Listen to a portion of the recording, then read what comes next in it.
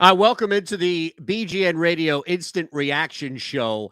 A lot of instant reactions coming down the pipe, I'm sure, already throughout this game. This was not what anybody wanted. I don't care if you had the Eagles covering this line or you had them winning this football game or you just had them hanging around.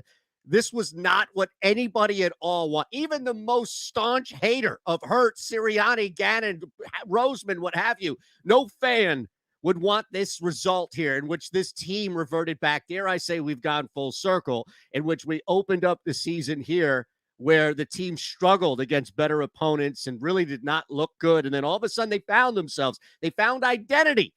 And then they found Tom Brady. And then they found Bruce Arians. And they found two ridiculously talented coordinators, one on each side of the football. And then all of a sudden, it looked like this Philadelphia Eagles team was just kind of where we thought they were. That does not excuse anything because I don't even want to take that away. Jess is here. Rachel is here. The three of us are here as we've been all season. And embarrassing, brutal, collective loss. These were the terms thrown out on our group text just before with the three of us. I think that barely scratches the surface. And let me just say this, because I know that you have a lot and you're about to explode on this game and this team. We have talked all year about being patient. We've talked all year about growth. We talked about growing opportunities. If we're playing with house money as far as fans and looking at a team coming into here, I think we could also be upset and isolated about this football game without it being turned into the future and all these other things. It is the instant reaction show, so we are going to react about this game, which was an absolute shit show.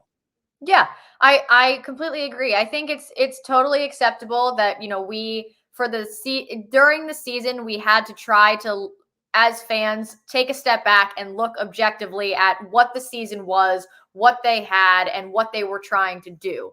But the fact that you go into a playoff game, and I think we talked about this last week or the week before when they clinched the playoffs, at least it was one of those things where it's like, yeah, we're happy they got in. Are we going to be bummed if they lose? Of course. But are we going to be so distraught as we would be had it been, 2-3 years ago, when the ball went through Alshon Jeffrey's hands, when Carson Wentz gets knocked out against Seattle? Were we going to be that upset? No. And I'm still not upset in that type of way, but I am way more upset at exactly what you pointed out. The fact that they went full circle and everything that they had worked on and grown to in the last 10 weeks since the last time they saw the Tampa Bay Buccaneers, they went right back to it. They were the same team that they were back in the beginning of the season, which is not the team that they had been for the last 2 months. And I understand that they were playing garbage teams, and I understand that that's not Tom Brady. I get that. I understand that. Everyone understands that. But it looked, one of the conversations that we had when after they played the Bucs the first time was Nick Sirianni talked about, the Tampa Bay Buccaneers have the best run defense. That's why we didn't run the ball. That's why we didn't plan to run the ball. And we were in agreement that sentence in itself, that scared sentence, was a fireable offense. Now, Not saying Nick Sirianni actually should have been fired, but that sentence in itself is a fireable offense. And I was hopeful that he had grown from that point into today and would have gone into this game plan with a much different approach. And unfortunately, he prepped scared. He prepped completely scared for this game. Jalen Hurts played a terrible football game, and his head coach did him no favors by the situation that he put them in. Everyone played poorly. No one gets an excuse. That's not what this is.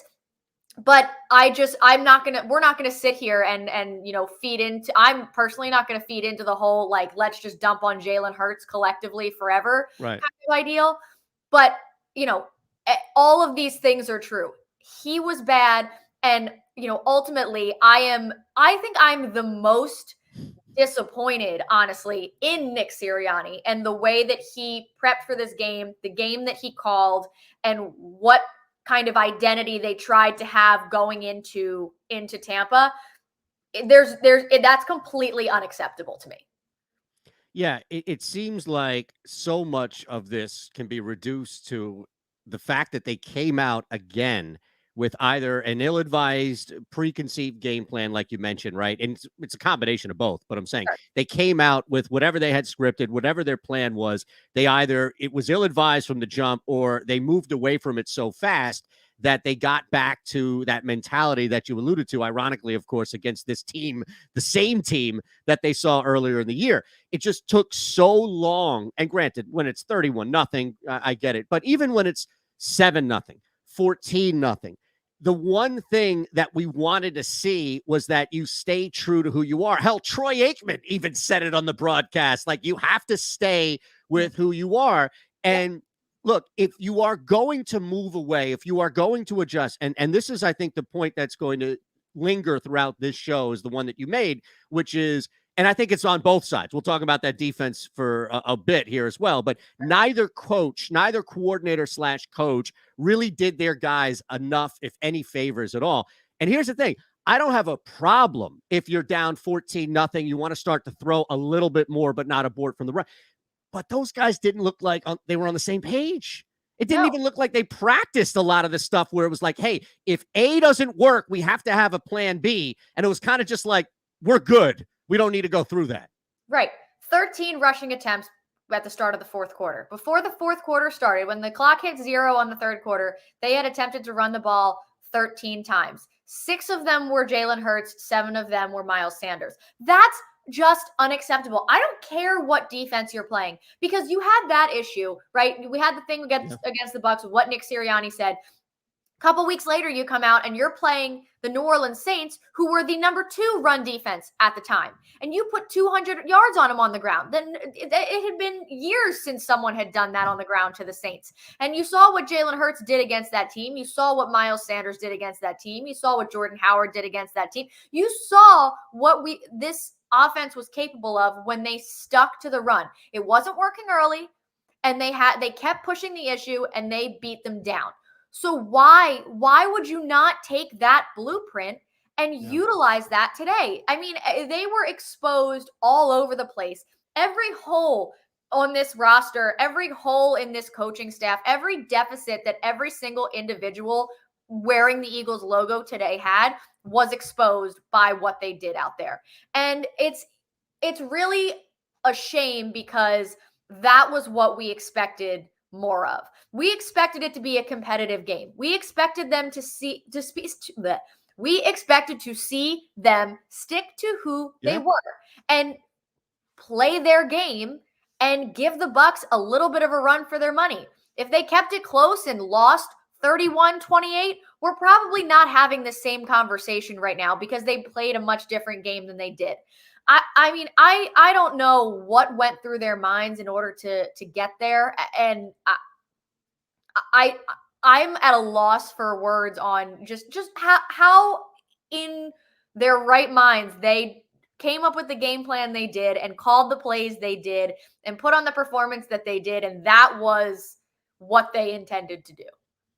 With technically a week where a lot of guys either didn't play or didn't play much against that Dallas team. And it just felt like they were sacrificing rest and health as opposed to taking that extra time and really going over some of the things that you can take advantage of. And look, it's a matchup league. Every single week you have an advantage somewhere that you didn't have the week prior, and there's a disadvantage coming up with it. And there are a lot of reaction chats here that we definitely are going to get to here. Mike Palumbo has one. This is also why, in all caps, do we wait to throw to Devontae?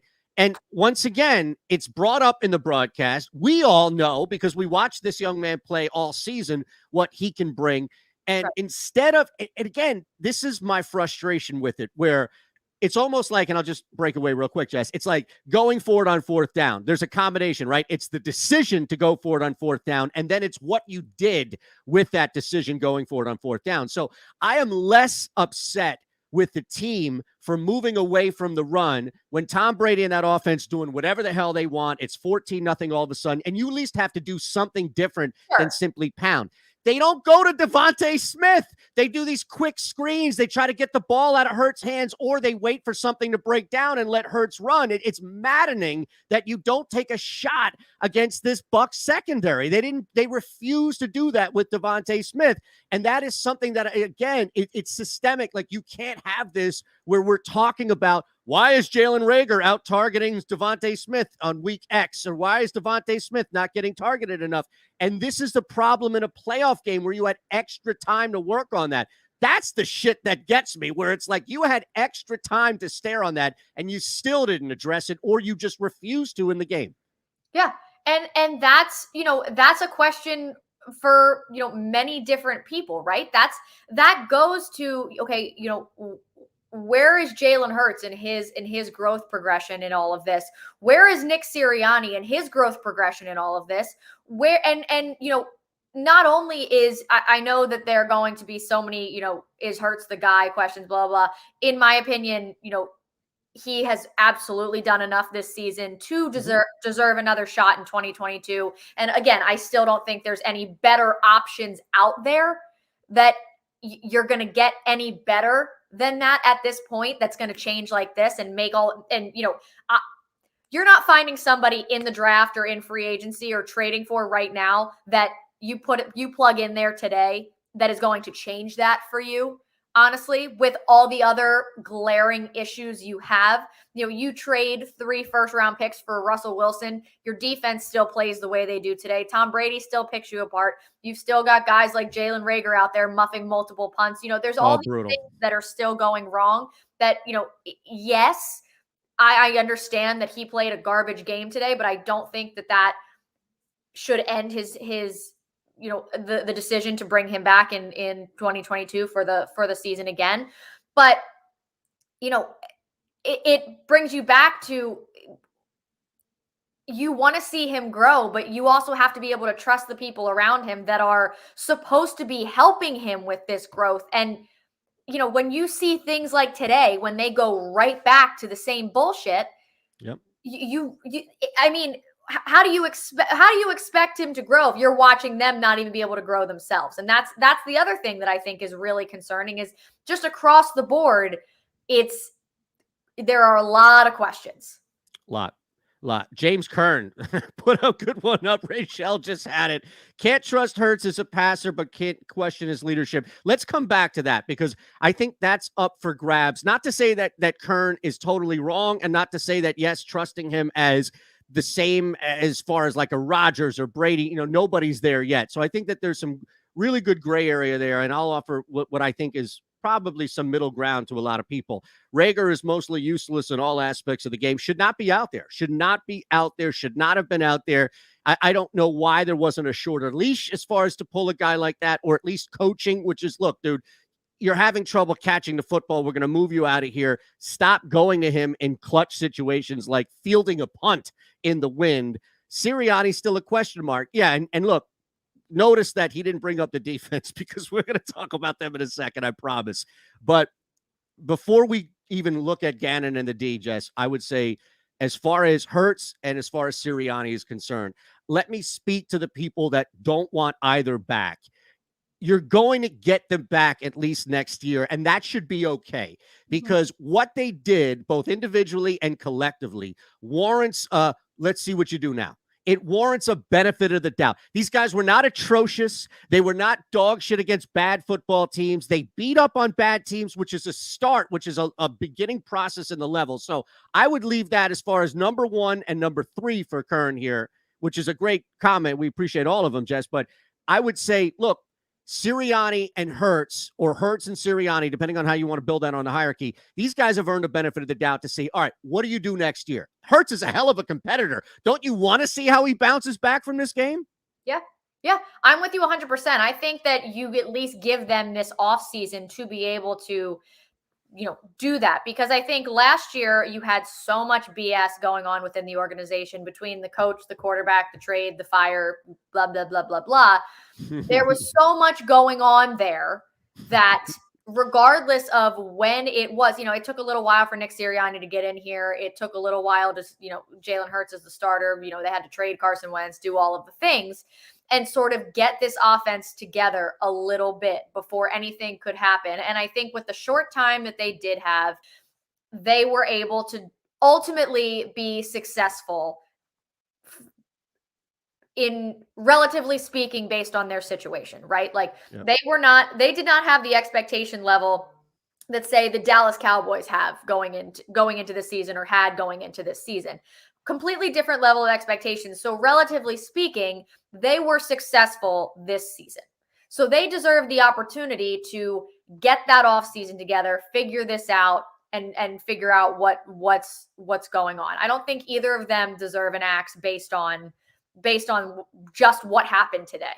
I think that should be a learning experience more than anything for these two. And I'm totally with you there that they need that opportunity to grow.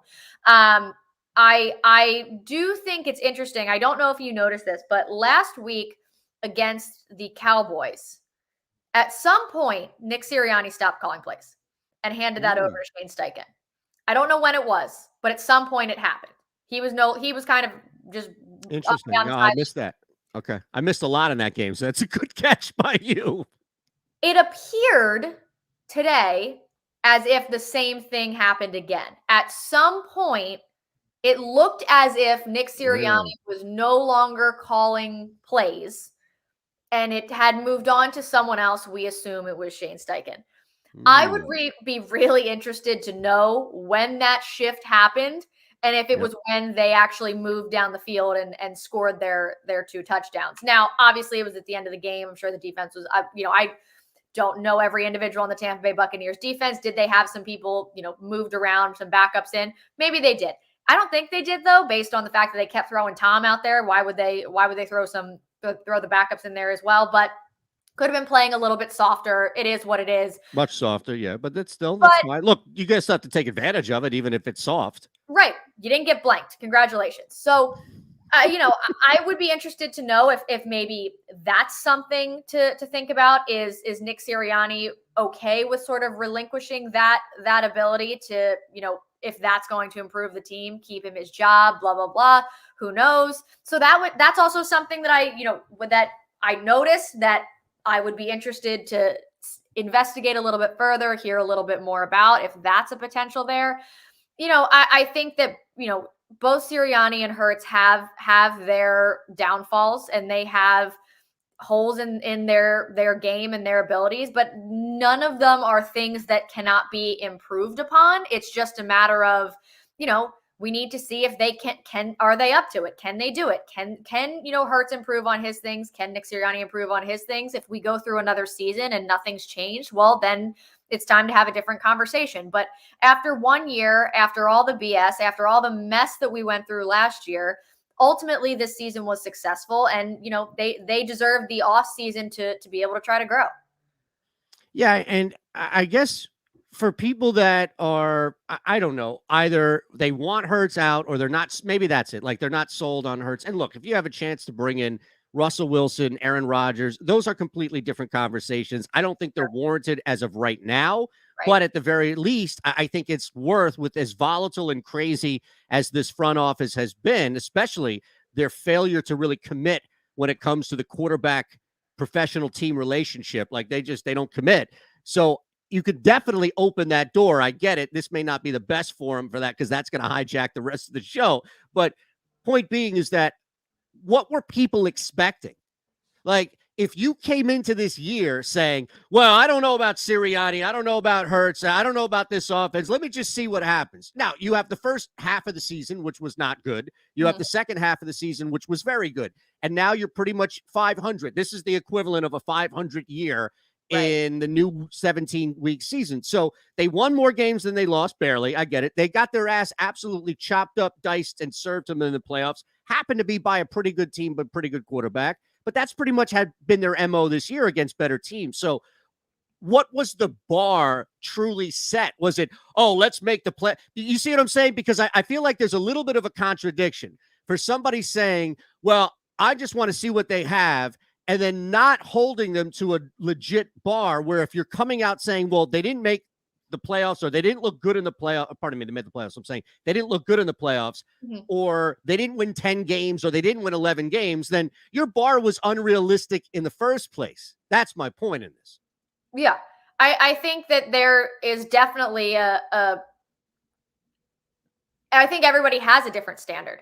And I think everybody did have a different bar for sort of what they want. And I think that, you know, it's really hard to kind of collectively decide on a bar, because it's, you know, you expect one thing, but, you know, your heart tells you another thing. You want them to come in, you want them to do well, you want them to make the playoffs. And you know, I'm not even going to lie to you. Like, I didn't think they were going to get their asses handed to them today. I thought that they would. And granted, I expected a different style of play to come out of this offense when they showed up, and I didn't get that, unfortunately. But I you know, there are mistakes that were made, and you know, if you're going to get your ass handed to you in the playoffs, I'd at least I'm not gonna lie, I'd rather it be by Tom Brady than anybody else. Like, if I'm gonna sit here and watch the Eagles get their asses kicked, I would really just love to watch it be done by the best quarterback of all time, as opposed to some like middle tier Ben Roethlisberger. Right, Ben Roethlisberger, Jimmy Garoppolo. I'll make my peace with Tom Brady destroying my football team, right? Like, we can all by tomorrow we can all be like, okay, yeah, it was Tom Brady. That's amazing. But seriously though, those are the two options, right? I'm sorry. Right. No, you're right. You're right. And you know, I wanted a better game. I wanted them to be more competitive in the game.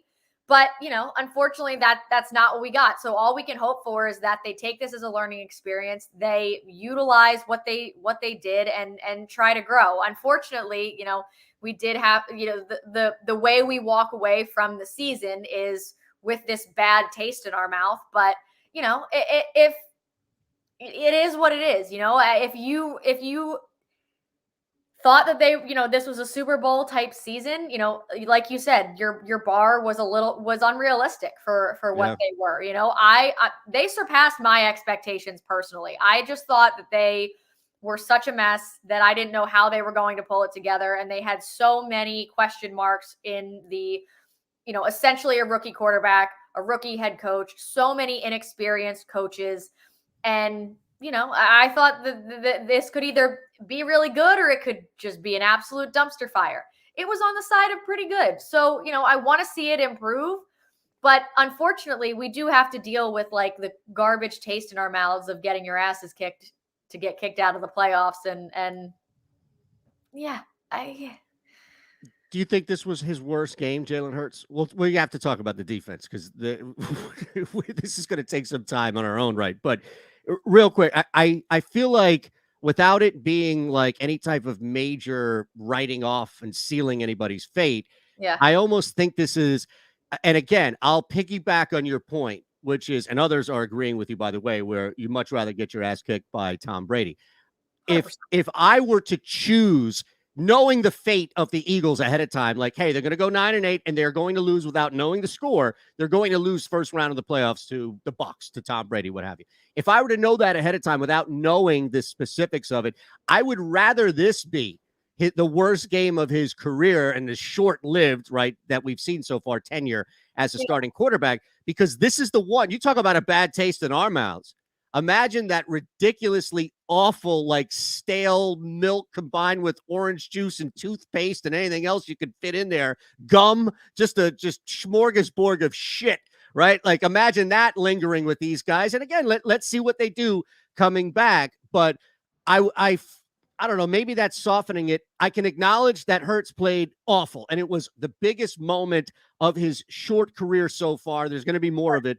But again, I feel like this is a hell of a learning experience. And it's two different learning experiences, right? You lose by final play in the game. That's a different one, different type of one. But this is fine here. I think that, you know, ultimately he played awful, more awful than not. And this was a bad game for him, but it's something to build on. It's definitely something to build on.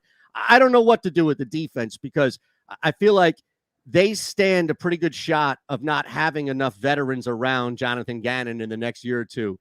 And again, maybe I'm missing something, but what changed outside of four guys up front beating a couple of linemen, and especially a couple of guys who are now down to their second or third string, not taking away from it, but players. They started making plays on third down and sacking Tom Brady, but there wasn't even any blitzing. It wasn't even any schemes or anything like that. It was just players making plays once again.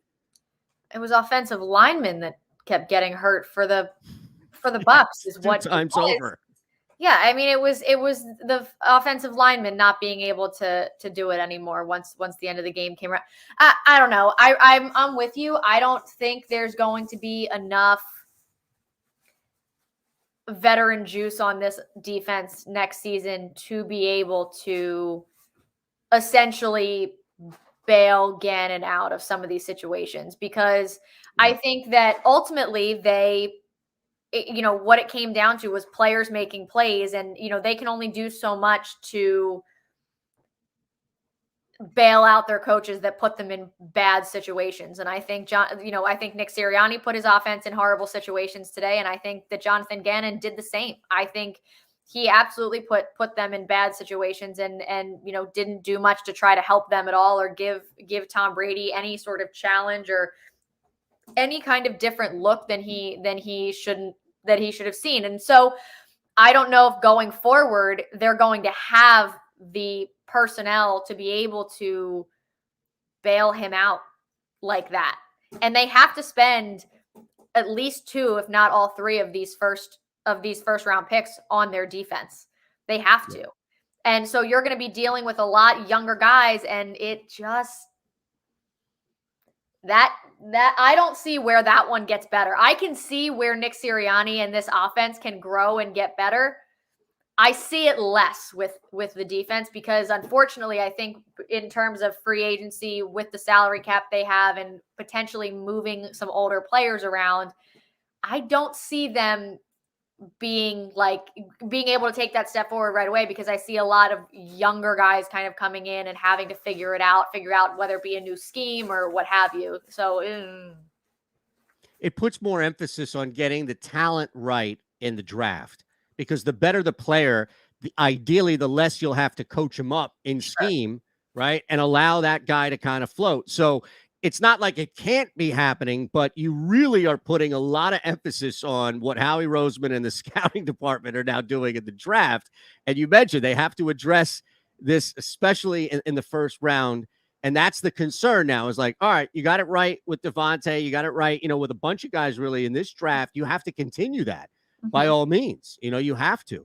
I think that there's an interesting angle here where we talk about expectations, and I disagree, but I love them. 91L SXRS. I always think that's 91L Sixers, but it's not, because it just, my brain moves so fast.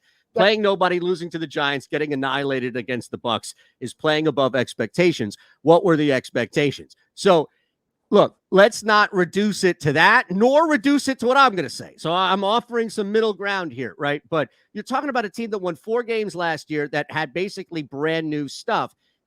One thing that I think we can say that I actually feel good about, and it's the first thing he said on there, which is playing nobody. Look, how often do we see a team in the NFL better than the Philadelphia Eagles play down to bad teams? Maybe it stops a win streak, or maybe it's just like, hey, they're playing well 5 of their last 6, and then there's that one dud. How do you lose to the Jags on the road? They had that one Giants game in the final stretch of the season, which was clearly the outlier. But I think for a team that was so bad last year and was coming in with so many question marks all around, yeah, I think we should feel good about them beating up on bad teams, because that's not easy to do in the NFL. Look, nobody's greasing the poles out there on Broad Street. Nobody's saying like, yes, champion this, that they beat up on bad teams. But I also don't want that to kind of get swept under the rug either, because I think that there is something there at least to build on. Yeah, I mean, from an offensive standpoint. Think about how they played last year. You're right. They were 4-11-1. And think about how they played against some of these terrible, terrible teams, and just how bad they really were. Think about the way that they almost lost to Daniel Jones and the Giants last year, and just some of those egregious moments that they had. And an improvement from that was the standard. That was what we were looking for. Those were the expectations, to not go 4-11-1. That was what we wanted. We wanted to be better than 4 wins. We wanted to have something to cheer for again that didn't make us constantly miserable week in and week out. We wanted to see some growth from the young talent, whether it actually, come from Jalen Reagor, excitement about Devontae Smith, something that Jalen Hurts can add, and see what we have there, utilizing Miles Sanders a little bit more. We wanted to see an improvement from the garbage that was last year. Those were my expectations. My expectations were try to win some of these games and keep them competitive. Don't get your asses handed to you week in and week out, especially by bad teams. They gave us 9 wins. They beat up on bad teams, and we got to enjoy ourselves for 9 games. Yeah. That's way beyond what I was expecting this season to have in store, especially when they started 2-5. Well, that's the thing. They started 2-5 and they finished 9-8. They make the playoffs, and some of this is just that. Look, this is a difficult thing to do, to go into the playoffs and win a game. Yeah, it's not easy. No, on the road in a bunch of wind. Also, where was this? There was the rain that I was promised never showed up. No. Where is the rain? I was banking on that rain. Honestly, I was really hoping for the rain. The wind really threw a wrench in everything. That was unfortunate. But yeah, I mean, going to play a playoff game on the road, a bunch of young guys who've never been in this kind of situation before, coaches that have never been in this situation before, just not great. It's unfortunate. Tom Brady's the greatest quarterback of all time. It is what it is.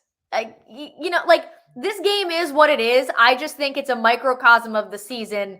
Ultimately, what they, the disappointment comes in with how they reverted back to their 2-5 style days. That's where the disappointment comes in. It's so much less about the fact that they lost the game. It's how they lost the game. Yep. Yeah, I mean, Brady was able to do what he wanted early on. They just pepper Mike Evans. They're running with 2 guys that a lot of people probably either didn't know were in the league or forgot. And it's just amazing because no matter all of the circumstances around that team, they didn't budge. And it's easy to say, well, you have Brady. Sure. Why would you move away from what your game plan is? Because it doesn't matter if it's Scotty Miller, Johnny Miller, whoever the hell he's throwing the football to. But it also speaks volumes to how easy both coaches were undone in this game plan. And look, we always talked about the Patriots like, well, you're going up against the hoodie and you're going up against the sideline and the chess game that is Bill Belichick. You don't think Tom Brady picked up a trick or two? You don't think Tom Brady is a master at just understanding how the game works, the flow of the game, and just the chess match that is? He is the living, breathing Belichick on the field. He just happens to be able to throw the football. So we saw that. We saw a team that never really got sharp right before the playoffs against better chess opponents go into this big tournament, and they got their ass handed to them.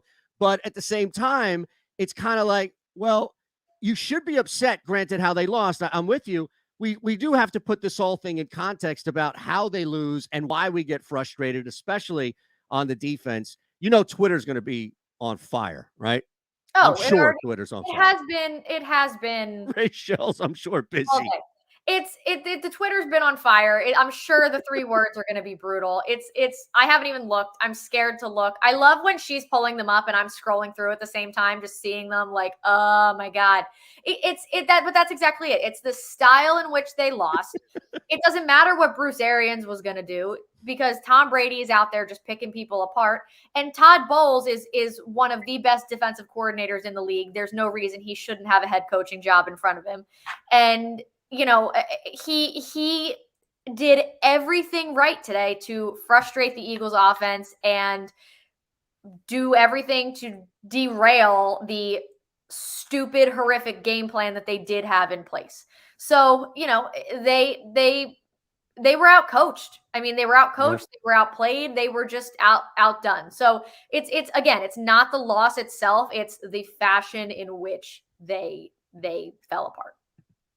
3 words: unexpected success, relax, from James Kern on the chat. I'm willing. Now, I did okay today. Granted that under hit, so I'm somewhat balanced with this day, but I'm willing to bet the last money in my account here that is not the overwhelming reaction on social media. Unexpected success, comma, relax, Rachel. Yes? No, not at all. To start, the first one I saw was Big Loser Energy, and credit BLG is that all the time, but this was a BLE performance overall. Jess, I think you tweeted it out, like from the play calling to Jalen Hurts, defense, offense. It was just a sad performance. But a lot of people said they weren't surprised. A lot of people also said, this wasn't surprising, is what they expected going into this game. Did you guys expect this outcome going into this game though?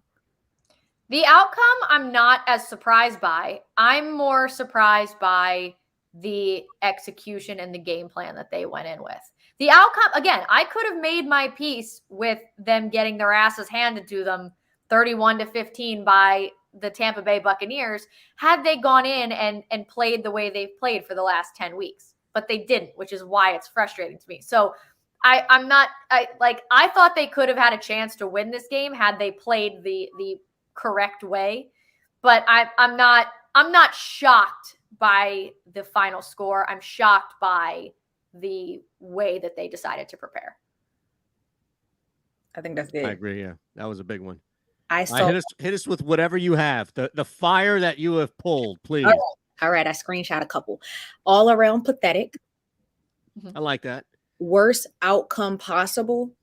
I saw that a couple times. Fire Jalen Reagor. I saw one earlier. It said no more Jalen's. No, I think Hurts is fine. Reagor at this point, there's no way his draft status can keep him on this football team, right? I mean, it's a disservice to what they're trying to do here.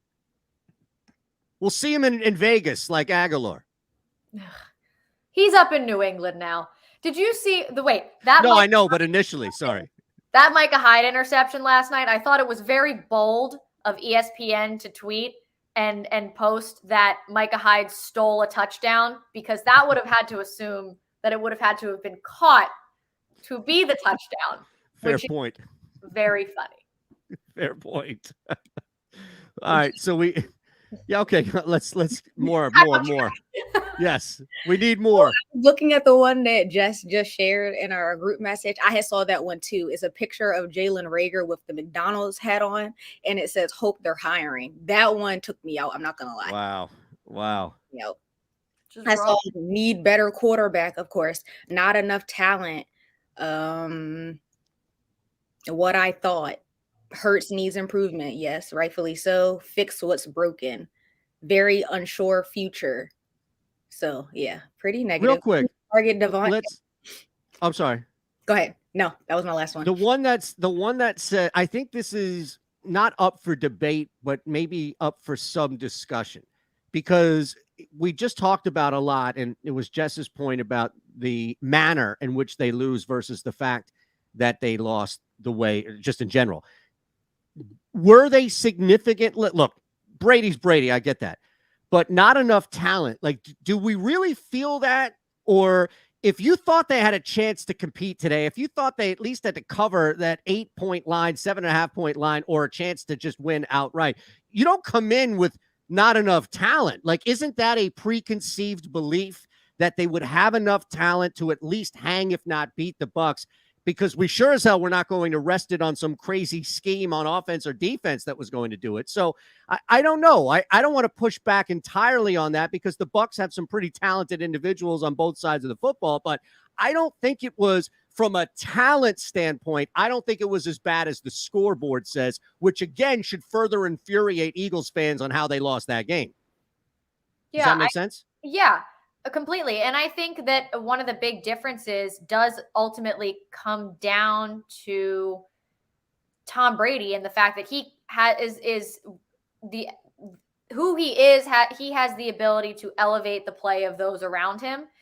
And it doesn't matter who they have out there. And they kept showing that graphic of, who wasn't playing and who they lost in the last week or whatever. And obviously, they still have Mike Evans, they still have OJ Howard, they still have guys out there that can make plays, but it doesn't matter what kind of no name you have out there when you have Tom Brady, because he elevates that performance. I don't think that the Eagles didn't have the talent. I think they have, they could use a veteran receiver in that core. I think that there are places where they could use a little bit more enhancement in certain spots, but I don't think they simply don't have enough talent. I don't think that's the case at all.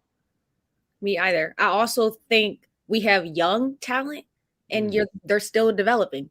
When we look at Jalen Hurts, I think part of it comes with Jalen Hurts developing because, despite Rager, he needs to go. But like Quez Watkins, Devontae Smith, Dallas Goedert, we have talent looking at the offense.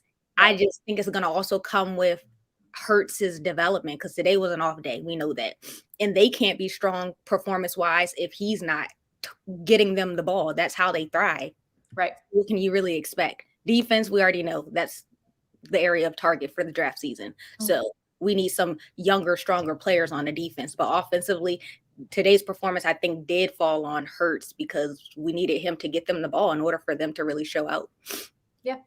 Yeah. I think we've grown accustomed to seeing Jalen Hurts save the day when things start out slow against bad teams. And it's somewhat because it's a different sport, but it's we saw this with Allen all the time, right? Now, granted, there weren't a lot of guys offensively built around him most of Iverson's career, but we saw this a lot where it was just easy to just stand there and be like, hey man, this guy's going to do something crazy, and just stand and watch and stargaze. And I think the team got used to that over the last 8-9 weeks, where you knew you were playing against worse opponents. You knew you were playing against a quarterback more often than not that just didn't have it to either come back or keep a lead. And the team kind of got comfortable just saying, all right, kid, play football. Go out there and play football and do what you can. If we start out slow in 15 minutes or 20 minutes of the first quarter, first half, we have Hurts. And we know we have Hurts. And we have that in our back pocket. Can't work like that against the Bucs or the playoffs. No. And we talked about that several times, even with, what I would say today was his second worst game of the season. I still think that Giants game was the worst by far. Ooh, okay. Yep. But even at the end of that game, regardless of how badly he played, he still had them in the position to win in the last minute. He still did that all season. Whenever they needed a drive, he was able to do that. And unfortunately today, he did not have that in him. And the team collectively didn't have that in them wherever it went. They can, in addition, they shot themselves in the foot several times, penalties, holding calls, what have you. They continuously just, did it to themselves as well. So, I think that also you're exactly right. Like you hope that he is able to pull something out of his hat, and hopefully you can put, you can rely on him to be able to get you down the field and do what you need to. And it didn't happen. It just sucks. It does. It's really that right now. This whole thing just sucks. The way in which this went down, and we can't even wish people to have a good week and to focus on anything positive because there's no game next week. I guess technically we could root for the Niners, who are up early against Dallas, and maybe that will make our weekend better. I was seeing that too. Lose, sorry? Dallas, lose. Yeah. That was one of the tweets I saw. Yeah. Big 49ers fan today. Yeah. I tell you what sucks is that this has been a ton of fun, each and every week. It's been so therapeutic to just talk about the game without having to worry about, interaction or getting anything there. We have such a really fun chat too, that we know is going to be here with us and keep us honest, as well as have fun with some misery. We have a game or two like this. And I don't know about y'all. Maybe it is. I don't want to get all, teary-eyed or anything here, but I look forward to the end of these shows. Okay, we get to do it next week and have some fun. Now we have to wait to the draft and stuff like that. So I had a lot of fun. Definitely had a lot of fun. At least we have some reason to be excited for the draft. So make sure that you guys stay tuned for all of that content, because it's going to be coming as well. Yeah, this Absolutely. last year I like I had to take a mental break from the Eagles because they hurt me so bad. I don't think I need a full mental break this time, but Yeah. God, they left it just a terrible note.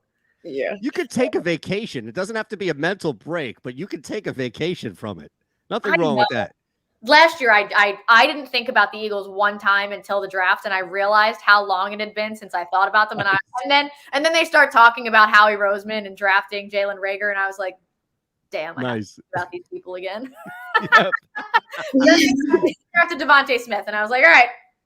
There you go. There you go. Yes, 91L and everybody else out there will have tons of announcements before draft shows. A lot of content is all over the site. So make sure you stay tuned to everything, that you hit this thumbs up button also, and that you're subscribed to what we're doing here. But also just pay attention. Everything from BGN to BGN Radio to BLG out there tweeting stuff. You know that we'll have tons of content for you here. And can't wait, because there's such an awesome community here that we'll all collectively get together there. All right, I've said enough. Anything you all want to say on the way out?